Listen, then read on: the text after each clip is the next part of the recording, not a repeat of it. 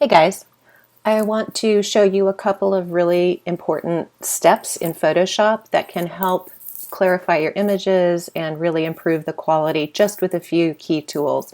Some of you who are familiar with Photoshop will already know these basic tools, but these are some of my favorites, and I want to just show you how we can take an image, maybe it's an image that you achieve through scanning from your phone, and we can really kind of clarify the quality. So when I'm looking at this image, what is it that I want? So as you've noted from the assignments, I want for the image to be framed well within the larger frame.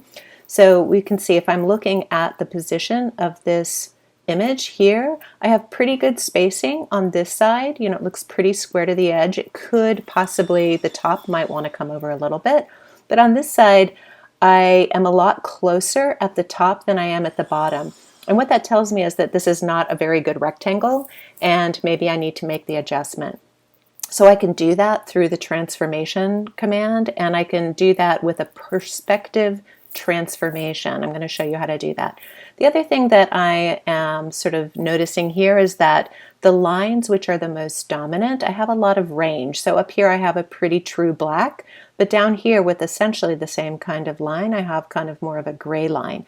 And so what I want to do is make all of these lines appear much more rich black, and maybe even looking at my whites, I may even have a little bit of a gray cast in this area. And so I'd prefer for this to be more of a true black and white, with my backgrounds being quite white, my heavy lines being quite dark, and possibly these lighter dashed lines being more of a either dark gray, black ideally, but since they're so light, they're probably going to go more to a gray. But I can improve the quality of this image in that way.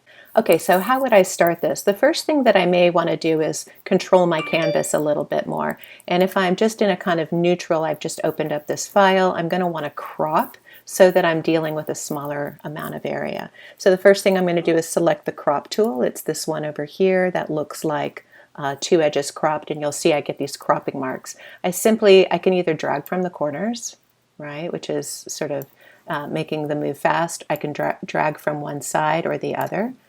And again, I can also drag from the corner. So I basically want to leave a little bit of white space. I want a little bit of room to do the manipulation, the stretching. So if I'm happy with the crop area, I simply return, and now I have a cropped image.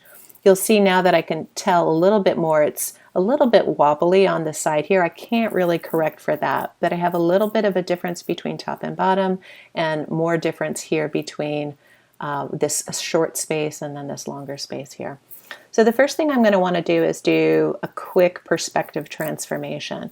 First I need to select my canvas, and so it's selected all the objects, and then I'm going to go under Edit, Transform, Perspective. There's several kinds of transforms. If it was truly rectangular, I could just do a rotation, but I'm going to want to stretch this just the littlest bit. So to do the perspective transformation, what it does is it gives me these bars on the side and in the middle that allow me to sort of move the object around. If I select from the middle, I'm doing this kind of push back and forth. If I select from the side, I'm doing a little bit of a stretch. And so what I think I want to do here is maybe just move it a little bit, get maybe my left-hand side really true, and then see how my right-hand side looks.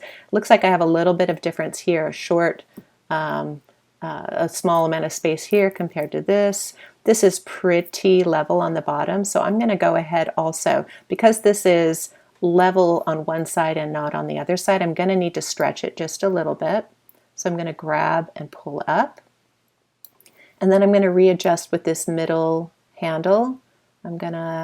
Looks like I may have stretched it a little bit much. If I could get in a little tighter, I probably would stretch just a little bit less. Right there looks about right.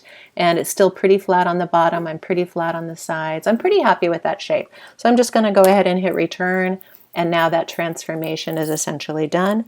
And Control D for my deselect. So now I have it pretty square. It's a little bit off. I'm going to actually do that one more time.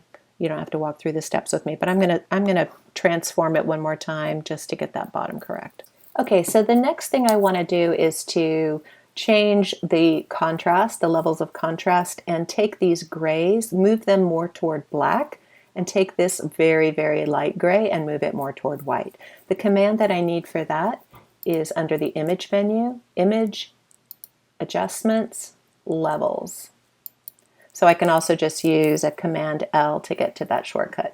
And this is really describing for me what is in the image. It says on this side is my white values and on this side are my black values, and you can see there's almost nothing that's going really true black. There's a lot that it's saying is going true white, but this whole range is basically white to light gray. So I have quite a bit on the light gray too. And what I'm going to do to adjust those levels is basically move these small handles, and you can see what's happening as I'm moving. I'll exaggerate it a little bit. I'm getting more and more of the pixel information is moving to white. Well, that's not really what I want to have happen. Let's try the other one. Let's go from black. So more and more will be picking up black, and that's really achieving what I want. It's taking all of these lines that were more gray, and it's taking all of those pixels that are falling along this spectrum pretty far out to, kind of a medium gray. If I push really hard, it's actually, I'm starting to get a good bit of noise. If I go that far, you can see there's a lot of little speckles in here. I don't really want that. So I'm going to back it up to where I'm not getting a lot of noise outside, but I'm getting some really nice rich black colors. I can also play with the gray levels. So if I push this, I'm getting back to gray. If I push over toward this, I'm getting a lot more of that noise. So, maybe around here, I'm getting a good balance of the gray without as much noise. And I can also push on this white bar and push back in and take all of these light grays and push them to full white. I'm just going to move these just a little bit to try to get a balance that I like. And that looks really good. That's a much better image than what I had before. So I'm going to say OK and select it. So that's how we're going to transform these images with just a couple of commands to really get them cleaner. The other thing I can do is if I am working in black and white, I could look at my image type under mode, and right now it is still assuming, because of how I've scanned it, that I am in a color mode.